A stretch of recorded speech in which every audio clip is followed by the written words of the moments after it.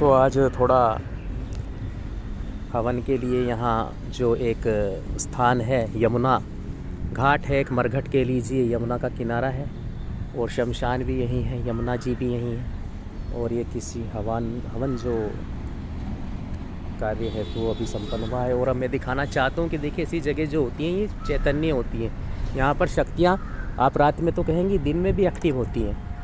तो कभी कभी सफलता में इसलिए विलम्ब हो जाता है, कई साधकों को लगे रहते हैं, लेकिन अगर ऐसे स्थान पर कोई साधना संपन्न की जाए तो वो बहुत ही ज़्यादा से फलीभूत होती है। आप ये देख सकते हैं, ये एक पीपल का वृक्ष है और ये पीपल के वृक्ष पर यक्षिणियाँ वास करती हैं।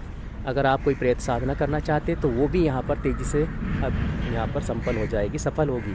ठीक है, ब्रह्म राक्षस भी आप यहाँ पर कर सकते हैं पीपल के वृक्ष पर। लेकिन देखिए क्या है, अभी यहाँ थोड़ा सा जो है, अभी ये पुल बन रहा है नया, तो इसका थोड़ा काम चल रहा है। अब कुछ दिनों में ये यहाँ से चले जाएंगे और पूरा शांति हो जाएगी यहाँ पर, है ना।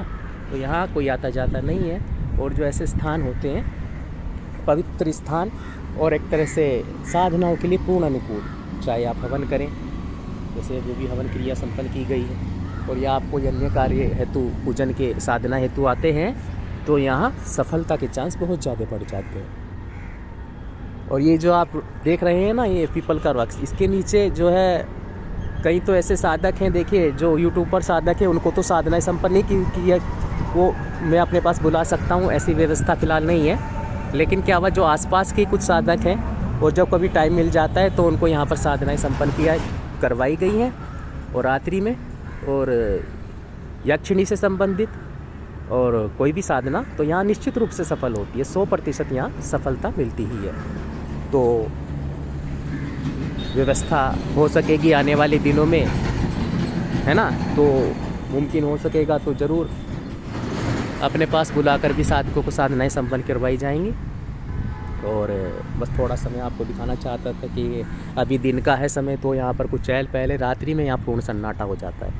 और बहुत ही लंबी एक यमुना है ये, हरियाणा, देखिए बहुत ही लंबी यमुना पड़ती है, दूर दूर तक नदी कह लीजिए, यमुना नदी कह लीजिए। तो यहाँ कभी पानी नहीं रुकता है, जैसे कि कभी नहरों में पानी सूख जाता है तो 12 मासी पानी रहता है। और आगे चलकर मरघट है, सीधा चलेंगे तो वहाँ मरघट भी मिलेगा।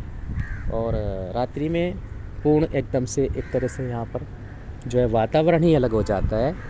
और फ़िलहाल मैं दिन में आया हूँ, है ना, अभी कुछ कार्य था हवन से जुड़ा हुआ, कुछ साधकों की साधनाएं संपन्न होने वाली थी, तो उनका पूर्णतः जो हवन जो है वहाँ यहाँ पर करवाया गया है, देख सकते हैं आप। तो जो कार्य होता है हाजिरी से संबंधित, वही इसी यमुना में किया जाता है, देखिए।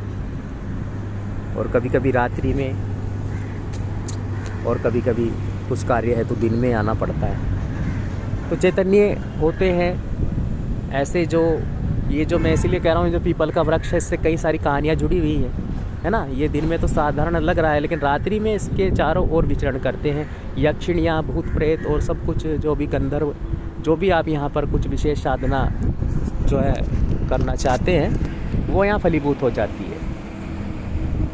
तो ऐसा दुर्गम स्थान और यहाँ पर की गया साधना और जो है पुण्य जो मंत्र का मिलता है, वो प्रभावी रूप से जागृत होता है सभी साधकों के जीवन, है ना। तो आज के लिए इतना ही। जय गुरुदेव, जय अखिलेश्वर जी महाराज।